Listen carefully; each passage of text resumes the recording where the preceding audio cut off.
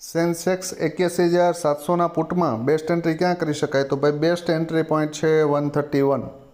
જો આની આજુબાજુ સપોર્ટ લેતું દેખાય તો પેલો ટાર્ગેટ 198, બરાબર. અને 198ને બ્રેક કરી દે તો ડાયરેક્ટ 377 સુધી બલિદાન દઈ શકાય, બરાબર. આ ક્લિયર વસ્તુ. બીજી વસ્તુ કે ધારી લ્યો કે આ પ્રીમિયમ થોડુંક ગેપ અપ ઓપન થઈ જાય અને 198નો સપોર્ટ લે અથવા તો 154નો સપોર્ટ લે, મતલબ ક્લોઝિંગનો, તો 154નો સપોર્ટ લે અને પછી 198ને બ્રેક કરી દે ને તો 377 અને 491 આવે તો પણ કોઈ મોટી વાત છે નહીં.